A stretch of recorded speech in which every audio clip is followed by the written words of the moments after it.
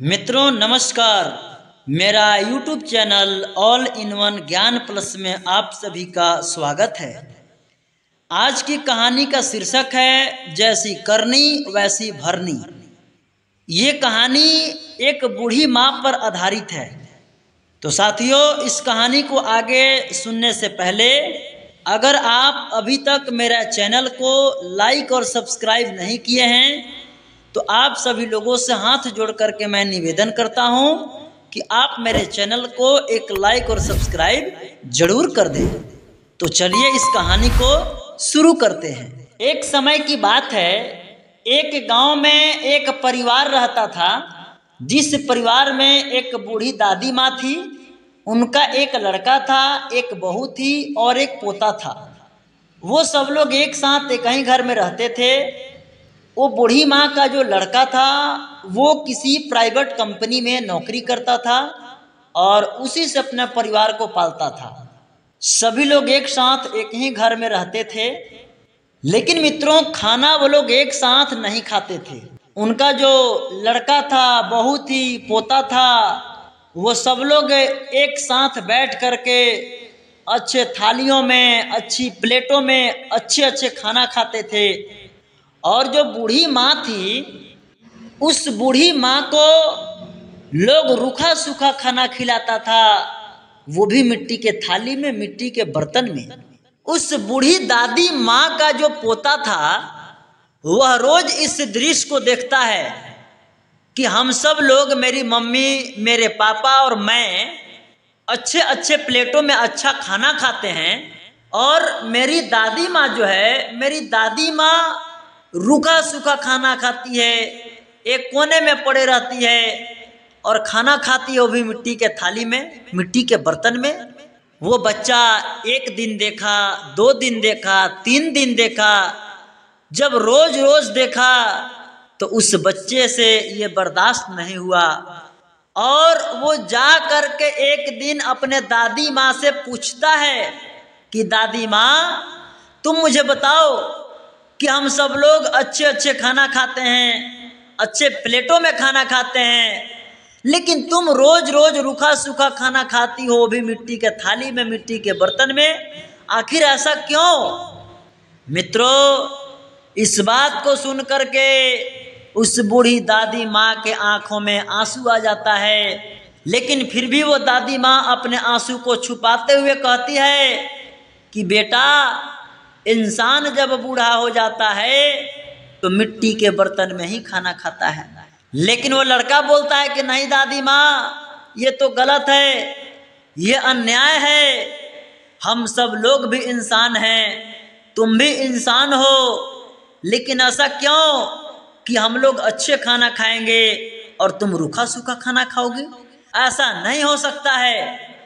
और मित्रों, वो लड़का दादी माँ से बोलता है कि दादी माँ, मैं जैसा कहता हूं तुम वैसा करो। कल जब मेरी माँ आपको मिट्टी के बर्तन में खाना देने आएगी, आप जानबूझ करके अपने हाथ से उस मिट्टी के बर्तन को छोड़ देना। वो बूढ़ी माँ बोलती है कि ठीक है बेटा। साथियों, रोज की तरह जब उस बच्चे की माँ बूढ़ी दादी माँ को खाना देने के लिए आती है, वो बूढ़ी दादी माँ अपने पोता के कहे अनुसार अपने हाथ से जानबूझ करके मिट्टी के बर्तन को छोड़ देती है। जैसे वो मिट्टी का बर्तन जमीन पे गिरता है, जमीन पर गिरने के बाद वो मिट्टी का बर्तन टूट जाता है।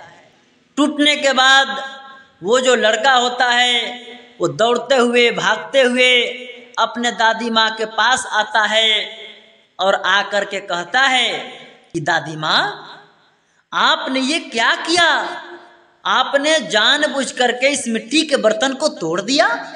लेकिन बूढ़ी दादी माँ कहती है कि नहीं बेटा, मैंने जानबूझ करके इस मिट्टी के बर्तन को नहीं तोड़ा। अरे ये मिट्टी का बर्तन तो हाथ से छूट गया और जमीन पर गिरने के बाद टूट गया, मैंने जानबूझ करके नहीं तोड़ा। साथियों, वो लड़का जवाब देता है कि दादी माँ, आपने मेरा सारा सोचा हुआ काम खराब कर दिया।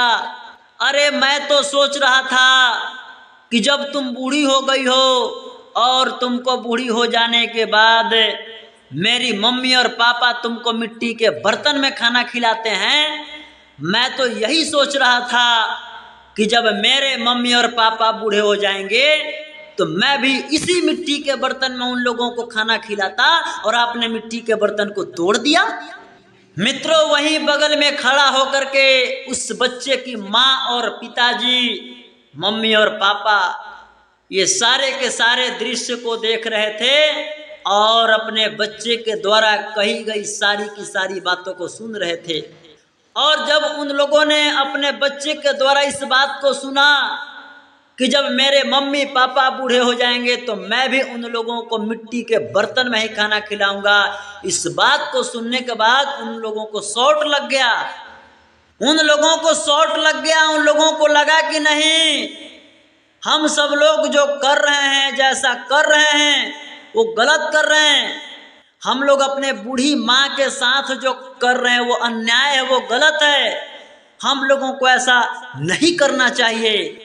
और मित्रों, उन लोगों को अपने गलती पर एहसास हुआ, पश्चाताप हुआ, और फिर उसके बाद उस बच्चे की माँ और पिता अपनी बूढ़ी माँ के कदमों में गिर करके, झुक करके अपनी गलती का माफ़ी मांगे। और उसके बाद से उस सारे के सारे परिवार एक साथ मिल करके घर में रहने लगे और एक साथ मिल करके अच्छे से खाना खाने लगे। मित्रों, कहते हैं कि कर्म का सब खेल है, यह लौट कर तो आएगा। कर्म का सब खेल है, यह लौट कर तो आएगा। जो आज तुझे रुला रहा, कल उसे भी कोई रुलाएगा। मित्रों, किसी ने कहा है कि जैसी करनी वैसी भरनी, यकीन ना हो तो करके देख। जैसी करनी वैसी भरनी, यकीन ना हो तो करके देख। जन्नत भी है और जहन्नुम भी है, यकीन ना हो तो मर के देख। इतिहास गवाह है कि आप जैसा करेंगे आज नहीं तो कल, वैसा ही मिलेगा आपको फल। मित्रों, ये हमारी कहानी आपको कैसी लगी कमेंट करके ज़रूर बताइएगा। मैं भी इस दुनिया और आप लोगों को देख करके सीख रहा हूँ, और इस शुरुआत के रास्ते में मुझे आप सभी लोगों का प्यार, आशीर्वाद और सपोर्ट का मुझे बहुत ज़रूरत है। तो साथियों, अगर अभी तक आप मेरे चैनल ऑल इन वन ज्ञान प्लस को लाइक और सब्सक्राइब नहीं किए हैं तो प्लीज़ आप मेरे चैनल को एक लाइक, सब्सक्राइब और अच्छा लगे तो शेयर ज़रूर कर दीजिएगा, ताकि इसी तरह की ज्ञान की कहानियाँ मैं आपके बीच में लाता रहूँगा और आप लोगों के दिल को बहलाता रहूँगा। बाकी आज के लिए